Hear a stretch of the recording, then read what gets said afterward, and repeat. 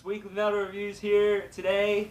Sam, Zach, Tyler, talking about our top 5 guitarists ever. This list is not correct. This list is opinion. If you think differently, that is cool, but don't tell us we're fucking idiots because we don't have someone on there. But, you guys ready? Yeah. So, my number 5 guitarist, I had, Chuck Schuldiner of Death. This guy, his riffs are just incredibly unique, and, you know, Death is the first death metal band, so they had some of the, you know, first really just disgusting, crunchy death metal riffs. And, later, when they became, like, more progressive with like, albums such as Human and, Symbolic or whatever, like, the harmonies he used are just, they're incredible, just, they're different, too, and his solos are fantastic. Like, everything about his guitar work is just amazing. He wrote so many just riffs that just go down in metal history. Alright, as a guitar player, this list is really hard to break down, and if I probably had to do it over again, it'd probably be completely different. But at number 5, I had Michael Keane from the Faceless. One, because I think he takes death metal and plays it in his own style and makes it sound different. Secondly, just because he's technical, you don't need to explain that. Third, because he's a great producer, and all of the Faceless albums have been great. They haven't been a letdown at all. They always have riff-tastic songs on there, and some of his solos are just amazing. And the instrumental off their first album, the green one, I don't know what it's called, that one just really shows his influences, and just like his full-out talent, and just how great a guitar player he is. For number 5, I couldn't choose one. I had to say all 3 guitarists from the band Whitechapel. Alright, maybe they didn't start deathcore, maybe they didn't start metal, maybe they're not Black Sabbath, maybe they're not, I don't know, Led Zeppelin if you want to consider them metal, maybe they didn't start anything. But what they did do, which is so hard, I think, for someone to do, is to take something as defined and as general, well not general, as specific as deathcore, and take it from the Somatic Defilement all the way into their self-titled album. This band has really redefined deathcore, I think, and has taken influences from so many things and become the band they are now, one of maybe the best deathcore band out there today.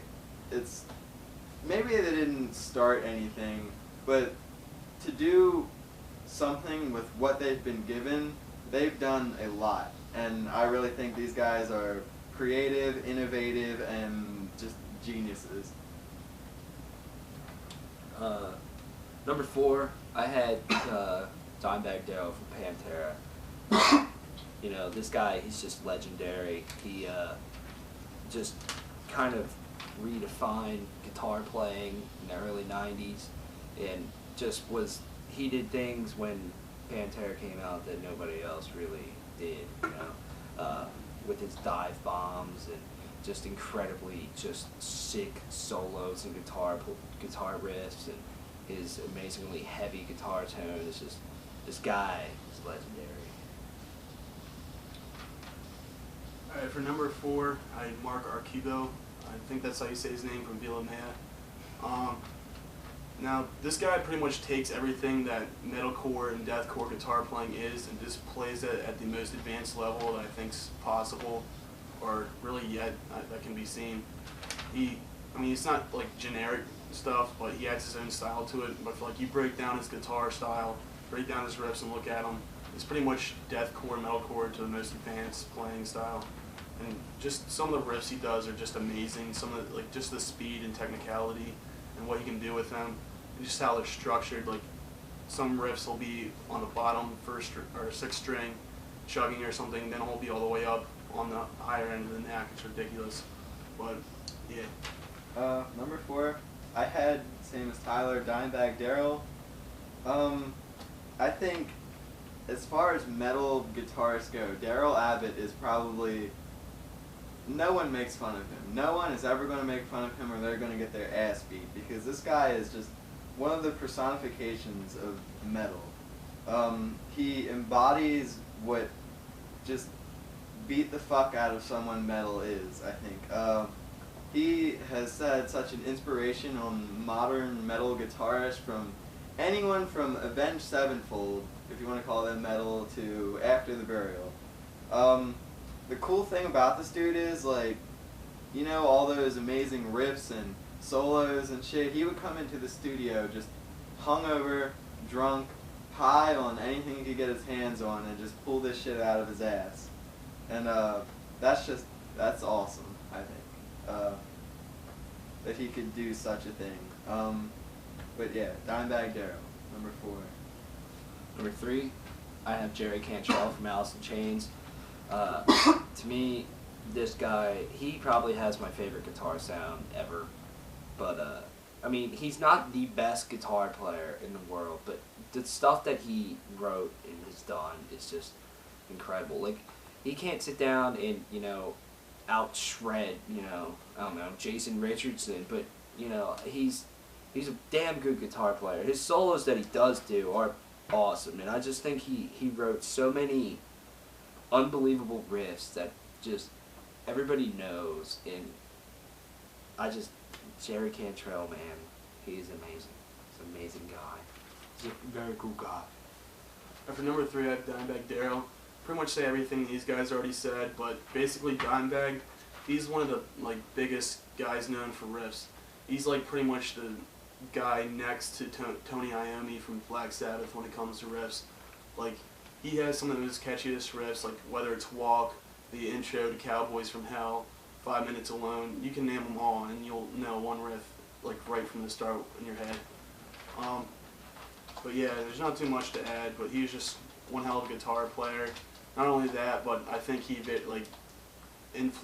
obviously influences a ton of bands now in this age, and he did a lot. Like, I don't care if you hate on this or not, but Pantera is like one of the first bands to do breakdowns.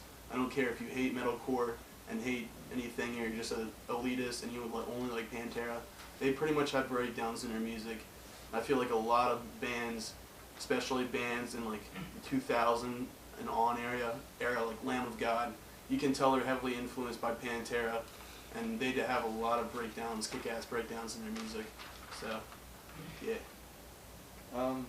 Number 3, I really have to be that guy, and I'm gonna put Jimi Hendrix there. Alright, I'll say there's guitarists that are better than him nowadays that just blow him out of the water, but for his style and for his age, around that era, he was probably the best of his time, without a doubt. One, just because this guy, when you think about a guitarist, one of the first people to think about is Jimi Hendrix, because of his amazing solos. Before his time, like a decade before him, a solo was like barely anything. It was just like a bare bone compared to his like big hunk of meat. That sounded really gay, but before him, he really like took the first step into what people do now in music. And one of the coolest things about this guy, I'm sure people might know, is he learned how to play guitar upside down, because he was left-handed, played a guitar upside down. And I thought that was pretty cool. He had to teach himself that. But everyone else knows why Jimi Hendrix is legendary. So that'll do for that. Number 2, I have Adrian Smith from Iron Maiden. Now, there's 3 guitar players in Iron Maiden, and I'm sure, you know, Dave Murray is amazing, and so is Janik. But I always felt that Adrian's solos are just so much better than Dave's or Janik's. And I feel that way just because when an Iron Maiden solo gets stuck in my head, most of the time it's an Adrian solo, or his solos are just so much more technical and precise rather than just like kind of just shreddy in a way. You can tell he actually really put a lot of time into his solos, and that's why I like him. Like, my favorite solo has to be wasted years off of Somewhere in Time. That like that solo that he wrote is incredible. I know he wrote a lot of the guitar stuff too, which is cool. I know he did a lot off of the Final Frontier and back in the 80s and stuff, but this guy's the man. Alright, my number 2 is Frederick Thorndale from Meshuggah. Basically, he's just one hell of a guitar player, whether you want to believe that or not. He's obviously he's done so much schooling with music theory, and he just knows so much about music as a whole. I mean, you see this guy playing like gent. I don't care if you don't think Meshuggah's gent, but you see him playing the gent style, but he could probably play so many more. He could probably sit down and play jazz, play blues, play anything he wants to. I think I know he's very well respected in the music scene, but I still think he's very underrated. He just does so much complete polyrhythm, rhythmic, all that bullshit, and he just combines it all together and makes something that's just insane. I think like what he does, if there was a same band that did that under the name of like My Burial for Rosie that played the championship and played it like 50 beats per minute slower, they would not be respected at all, but Frederick Thorndale does it, and he's like the most respected guy ever, and he's just so good. For my number 2, I'm going to have to say probably the least expected person off of, coming out of my mouth, but Tom Scholz from Boston. Boston is just, alright, the night before this, I was just sitting there listening to Boston all night. Their self-titled debut album, and you think Tom Scholz did everything for this band. Yeah, you think some guys come out there and write all the music for this guy did like everything for the band. Like, this guy got signed, so he found some fellow musicians to come and like make a band with him. Like, he started Boston, he was Boston. He's still the only original member of Boston, and just everything off of their self-titled album is like his solos, his everything is just perfect to me. Like, this guy, he's not a shredder, he's not a sweeping guy or anything. He comes out there and he jams. He's a jamming guitarist. Out of any jamming guitarist, Tom is probably the best, in my opinion. But I have the utmost respect for this guy, and I love him. Number 1 for me is Marty Friedman of Megadeth fame.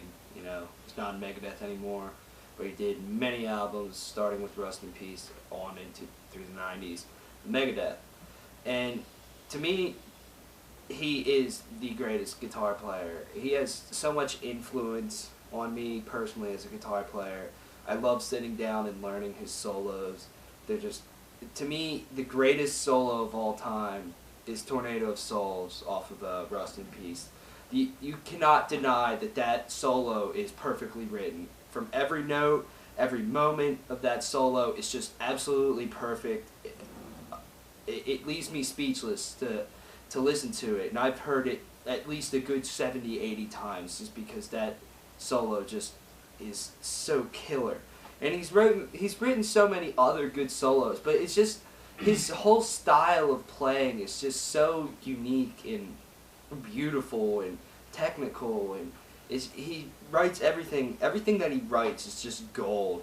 And it depresses me that he's not in the band anymore. I don't care who Megadeth gets, they'll never get a guitar player as good as Marty Friedman. Chris Broderick, to me, he may shred, but he doesn't come close to Marty Friedman. Dave Mustaine doesn't come close to Marty Friedman. Like, nobody comes close to Marty Friedman, and his solo with Sky Harbor is pretty damn cool too. Alright, my number 1, like I said in the beginning of the video, if I had to do this list again, it'd probably be completely different, but the one that would always stay at number 1 is Adam D from Killswitch Engage. 1, just because he's fucking awesome. 1, because they're my favorite band, or 2, because they're my favorite band ever.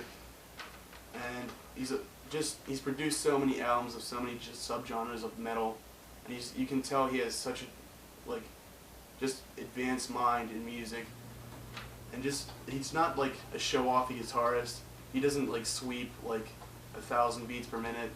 He doesn't do any crazy shit. He just writes like very memorable music, just very, I'd say, like music that's just great all in itself. Like you don't need steady guitar solos, you don't need a riff that no one can play, and he just makes music that just sounds good and just is amazing. But yeah, Adam D's my number one. Alright, I was sitting here trying to think of all the guitarists I could put on my list. Adam D, Marty Friedman, Tosin Abasi, Randy Rhoads, Mick Thompson, the guys from After the Burial, any guitarist that I thought had talent. But then I just thought of, what do I think of when I think of metal and rock and roll? The first person that came to my mind is Angus Young from AC/DC. I know this guy, this guitar god, may not be, you know, like Zach was saying about Adam D, the most, you know, technical guy out there, or he may not be regarded as the best metal guitarist of all time, but this guy just, I don't know, he's just something about rock and roll and metal. This guy has it. Like, so many of his riffs, love them or hate them, they get stuck in your mind. AC/DC, this is a band, if you're ever going to air guitar to a band, you air guitar to AC/DC. Am I right? I'm right. I'm going to answer myself. But Angus Young is just Angus Young. He's legendary. He is, I'm not even going to call him guitar god because he has devil horns all the time. So he's the guitar Satan. He's just, I don't know, he's what rock and roll is. He embodies rock and roll, in my opinion. I think that's it. That is our top 5 guitarists. Love you. Subscribe.